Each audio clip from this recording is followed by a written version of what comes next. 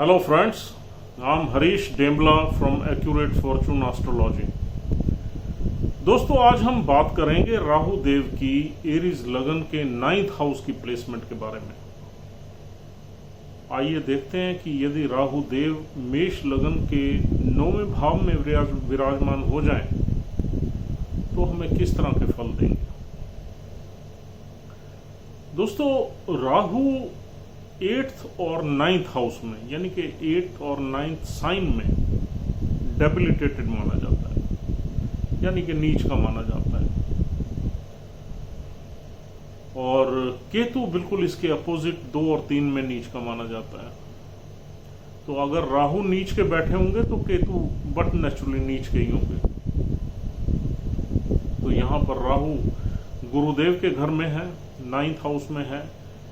ये कुंडली का त्रिकोण हाउस है, इसके जो लॉर्ड हैं इस हाउस के गुरु ही हैं, यानी जुपिटर है।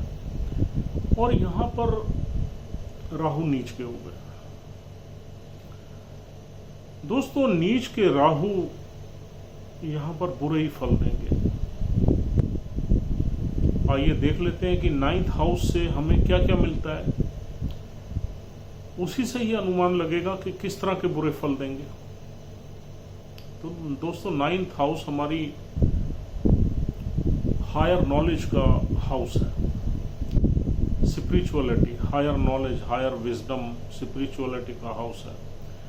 और ये हाउस हमारी फॉर्चून को बिलोंग करता है। इसका संबंध जो है हमारी किस्मत से है, लक से है, फॉर्चून से है, और हमारे पिता से है, हमारे गुरु से है, हमारी हायर एजुकेशन से है, यानी कि पोस्ट ग्रेजुएशन एंड अबव, और फॉरेन ट्रैवल से है, और रिलीजियस थॉट से है, रिलीजियस फीलिंग से है, और कहीं ना कहीं श्राइन से है। जिस भी हम रिलीजन में बिलीव करते हैं, जब हम उन श्राइन्स पे विजिट करते हैं तो उसका संबंध भी 9th हाउस से ही है,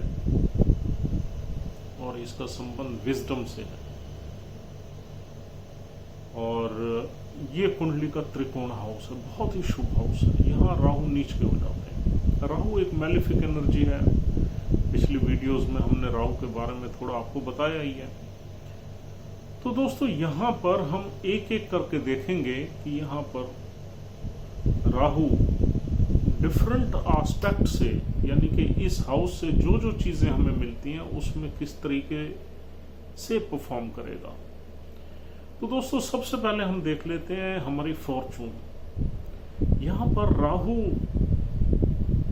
को फॉर्चून में बड़ी एंजाइटीज रहेंगी और बहुत ही नर्वस रहेगा। ये नेटिव जो है ना, थ्रू आउट लाइफ नर्वस रहेगा और बहुत एंशियस रहेगा, वरिड रहेगा, क्योंकि इसकी फॉर्चून इसको साथ नहीं दे रही होगी। क्योंकि एक बहुत ही रिलीजियस और स्पिरिचुअल एनर्जी में एक मैलेफिक एनर्जी आ गई, तो उनमें कहीं ना कहीं जो आपस में ब्लेंडिंग है वो नहीं हो पाएगी। तो यहाँ पर डेस्टिनी या फॉर्चून की प्रोग्रेस होना बहुत मुश्किल हो जाएगा। और यहाँ पर नेटिव को ये राहु जो है बुरे ही फल देगा, बहुत ही संघर्ष करवाएगा, बहुत ही वरीज देगा, एंजाइटीज देगा, हो सकता है मिजरीज भी दे दे।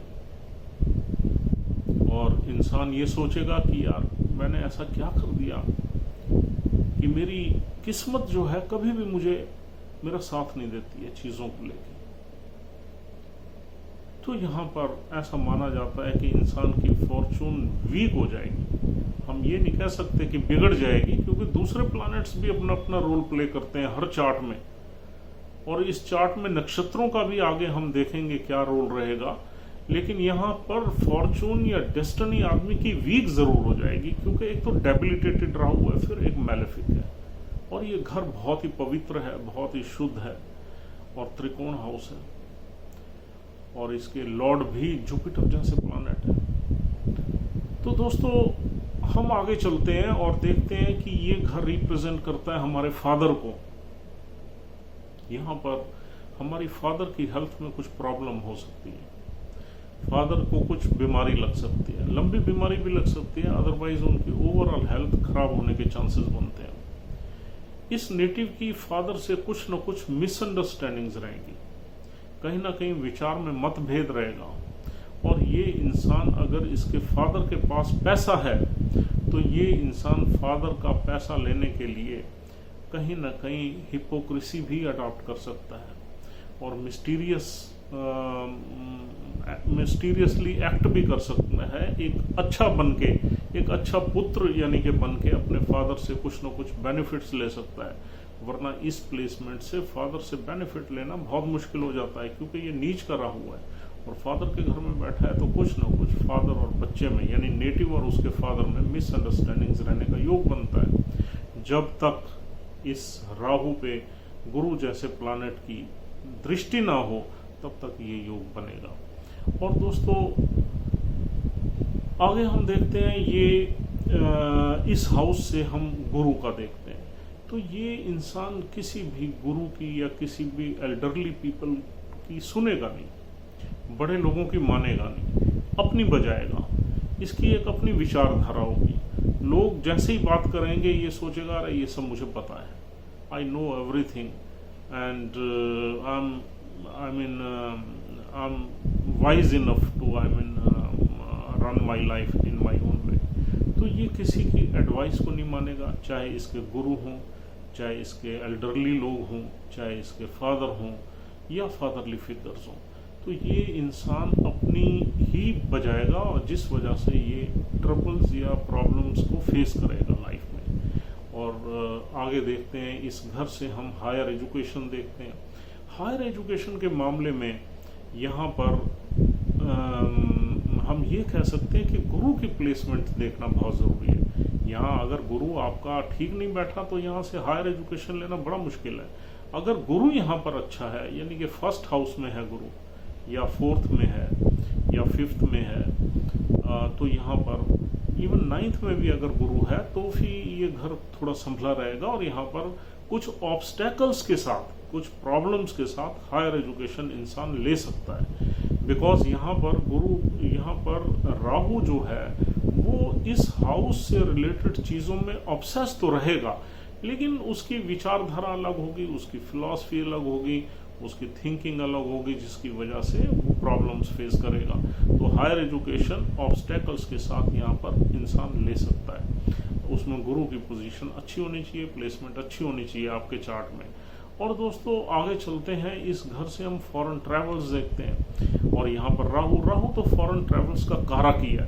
तो यहाँ बैठा हुआ राहु इंसान को फॉरेन कंट्री में ले जा सकता है, ट्रैवल्स करा सकता है, सेटल भी कर सकता है, या लंबे टाइम तक भी रह सकता है इंसान। अगर इंसान की एजुकेशन अच्छी है या इंसान फॉरेन कंट्री में सेटल होना चाहता है तो उसकी कम एफर्ट से यहाँ पर योग फॉरेन कंट्री की सेटलमेंट का बनता है और राहु आराम से इंसान को, यहाँ बैठा हुआ राहु फॉरेन कंट्री में सेटल कर सकता है। और दोस्तों यहाँ से हम क्या देखते हैं, इस हाउस से हम रिलीजियस एक्टिविटीज देखते हैं, स्पिरिचुअलिटी देखते हैं। तो यहाँ पर एक डिफरेंट काइंड की हम जो है प्लेसमेंट देखते हैं।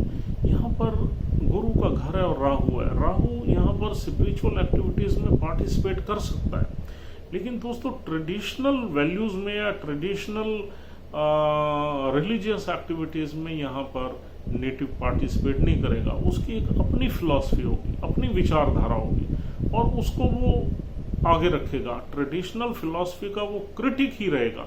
या अगर गुरु बहुत ही अच्छे बैठे हुए चार्ट में, वो ट्रेडिशनल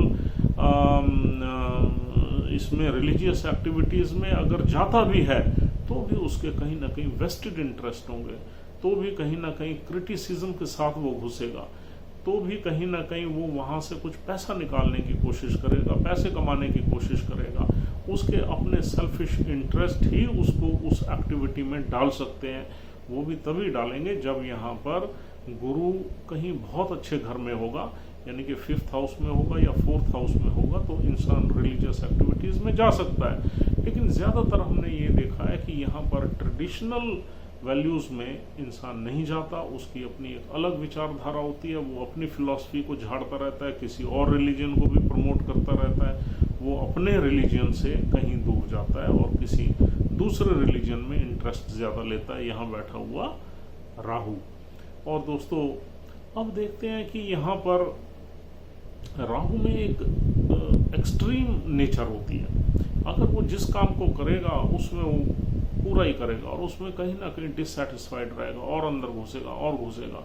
ऐसे ही वो जिस काम को भी करेगा उसमें वो एक्सट्रीम पॉइंट तक जाएगा। तो अगर वो रिलीजियस एक्टिविटीज़ में भी घुसता है तो वो एक्सट्रीम तक चला जाएगा। और लेकिन उसके पीछे उसकी जो थिंकिंग है वो कहीं ना कहीं सेल्फ इंटरेस्ट को लेके ही उसे ड्राइव करती रहेगी आगे बढ़ने के लिए। और दोस्तों यहाँ पर देखा जाए तो गुरु की प्लेसमेंट देखना बहुत ज़रूरी है कि राहु आपको किस तरह से कितने % आपको तंग करेगा। यहाँ पर अगर गुरु की प्लेसमेंट आपके चार्ट में अच्छी है, संभली हुई है, किसी अच्छे नक्षत्र में है या अच्छे घर में है, तो यहाँ पर राहु आपको मिक्स्ड रिजल्ट्स देगा। अच्छे भी रिजल्ट्स देगा, बुरे भी देगा। आपको ये बिल्कुल ऐसा नहीं सोचना चाहिए कि राहु के यहाँ बैठने से ज़िंदगी खराब हो गई, ऐसा बिल्कुल नहीं है। अगर राहु यहाँ पर अच्छे नक्षत्र में पड़ा हुआ है या किसी ऐसे नक्षत्र में पड़ा हुआ है जिसका लॉर्ड बहुत अच्छा प्लेस्ड है, तो यहाँ पैसा भी दिला सकता है राहु। क्योंकि राहु की तो मेन नेचर है कि मटेरियलिस्टिक गेन्स के पीछे हमेशा रहता है उसका, तो पैसा राहु दिला सकता है, यहाँ वेल्थ दिला सकता है। लेकिन कुछ न कुछ नीच का राहु होने के साथ साथ ट्रबल्स भी आपको जरूर देगा, चाहे आपको वेल्थ से ब्लेस कर सकता है depending on the other factors which we are going to discuss. लेकिन आपकी लाइफ में कुछ न कुछ ट्रबल्स, कुछ न कुछ प्रॉब्लम जरूर रहेंगी यहाँ पर राहु के बैठने से। तो दोस्तों आइए देखते हैं कि यहाँ पर राहु के बैठने से राहु की दृष्टि कहाँ पड़ेगी। पहली दृष्टि उसकी यहाँ के राहु की जो फर्स्ट एस्पेक्ट है वो लगन पे ही पड़ेगी, यानी कि 9वें घर से 9, 10th, 11th, 12th and first 5th aspect उसका लगन पे ही पड़ेगा। तो लगन मंगल का है, तो मंगल और राहु का जो है वो एनिमिटी है, शत्रुता है। तो यहाँ पर कहीं ना कहीं इंसान को धूर्त बनाने की कोशिश करेगा, इंसान को वीक बनाने की कोशिश करेगा, इंसान को झूठा, चालाक, मक्कार बनाने की कोशिश करेगा। हालांकि मंगल जो है वो एक डिफरेंट काइंड ऑफ एनर्जी है, इंसान को बड़ा इनिशिएटिव बनाता है, एम्बिशियस बनाता है और बहुत ही एक्शन ओरिएंटेड बनाता है और बहुत ही हॉट ब्लड होता है। और राहु डेफिनेटली उसको खराब करेगा, यानी कि उस जो एक्शन ओरिएंटेड जो इंसान है उसमें उसको बहुत फास्ट बना देगा, यानी कि उस एनर्जी को इतनी ज़्यादा कर देगा कि इंसान में विवेक जो है या बुद्धि जो है थोड़ी और कम हो जाएगी और वो एक्शन लेने में रैश हो जाएगा, यूं कहना चाहिए। तो यहाँ पर वो बगैर सोचे रैशली एक्शन लेगा और गलत एक्शन लेगा, इसी वजह से ही प्रॉब्लम्स में रहेगा। तो यहाँ पर इंसान की जो पर्सनालिटी है उसमें कुछ न कुछ राहु जो है ना इस तरह की खराबी डालेगा। एंगर, यहाँ पर जो मंगल से हम एक एंगर देखते हैं, ये उस एंगर में और फायर डाल देगा और ऑयल डाल देगा, तो एंगर ब्लास्ट में कन्वर्ट हो जाएगा। अगर उसकी पर्सनालिटी में जो है एक रॉब है और विल पावर है, तो ये विल पावर को इतना बढ़ा देगा कि आदमी घमंडी हो जाएगा, प्राउड हो जाएगा और ओवर कॉन्फिडेंट होने के साथ साथ सोसाइटी उसको एक्सेप्ट नहीं करेगी। तो राहु यहाँ बैठा हुआ उसकी पर्सनालिटी को एग्जागरेट करके खराब ही करेगा।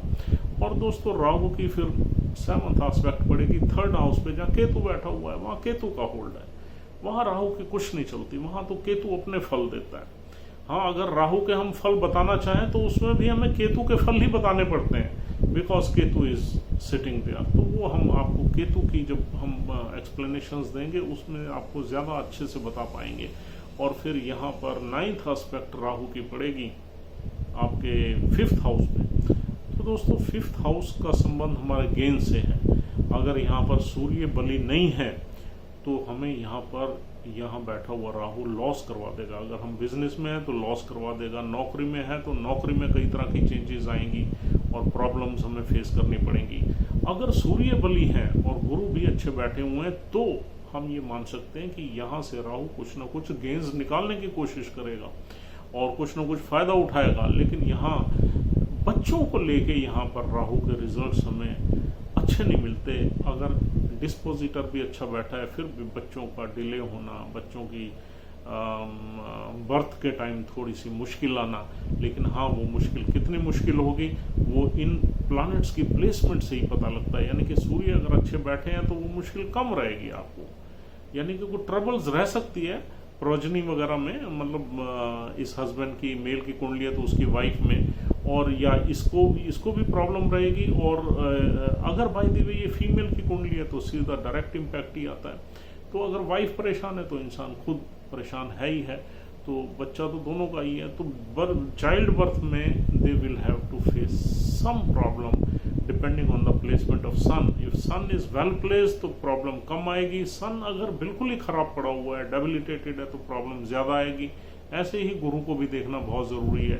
तो इस तरह से हम कैलकुलेट करेंगे यहाँ राहु के फल।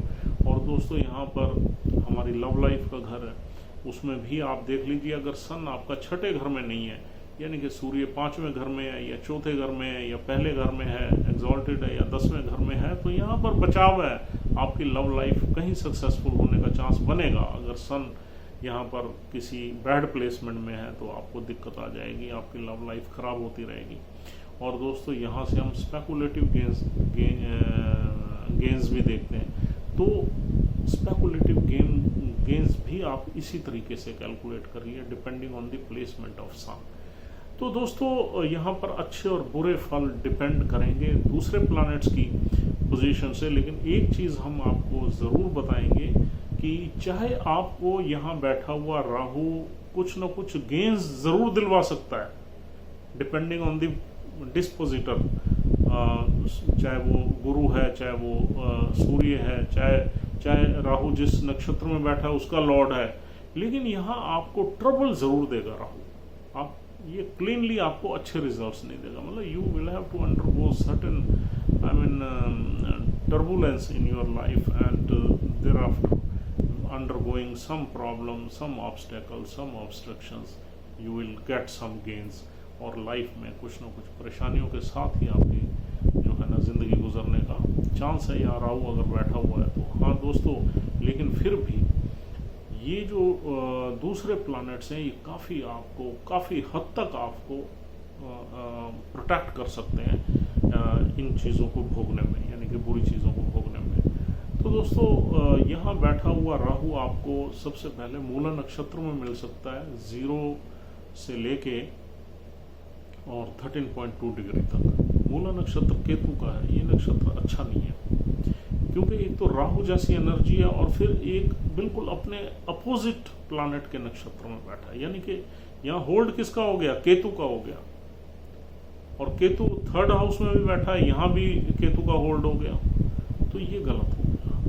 यानी कि मूला नक्षत्र में एक तो यहाँ पर जो नेटिव है वो हर चीज़ की गहराई में जाएगा, और जब वो गहराई में घुसेगा तो कहीं ना कहीं कंफ्यूज रहेगा चीज़ों को लेकर, बहुत कंफ्यूज हो जाएगा।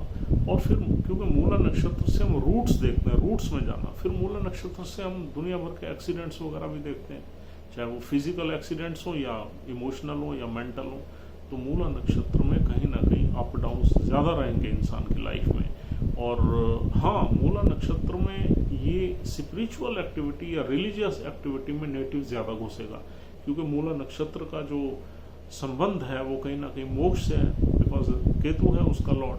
तो दोस्तों यहाँ पर अगर मूला नक्षत्र में यहाँ राहु बैठा है तो कहीं ना कहीं स्पिरिचुअल एक्टिविटीज़ में ज़रूर घुसेगा, चाहे उसकी अपनी फिलॉसफी हो, चाहे वो अपनी विचारधारा को लोगों को बताए या किसी दूसरे रिलीजन को फॉलो करे, लेकिन वो कहीं ना कहीं घुसेगा ज़रूर स्पिरिचुअल एक्टिविटीज़ में या रिलीजियस एक्टिविटीज़ में। अब दोस्तों यहाँ पर दूसरा नक्षत्र जो है पूर्वाषाढ़ा, ये अच्छा नक्षत्र है, ये वीनस का नक्षत्र है। वीनस और राहु में अच्छी मित्रता है और पूर्वाषाढ़ा नक्षत्र में ये अच्छा परफॉर्म करता है, लेकिन फिर भी हमें वीनस की पोजीशन एक बार ज़रूर देखनी चाहिए। अगर वीनस अच्छा प्लेस्ड तो आपको उस हाउस से रिलेटेड जहाँ भी वीनस प्लेस्ड है आपको, क्योंकि originally Venus is a Lord of 2nd house and 7th house in your chart, और 2nd हाउस और 7th हाउस से रिजल्ट्स अच्छे देने का यहाँ योग बनेगा, यानी कि वेल्थ, फैमिलीज और पार्टनर से।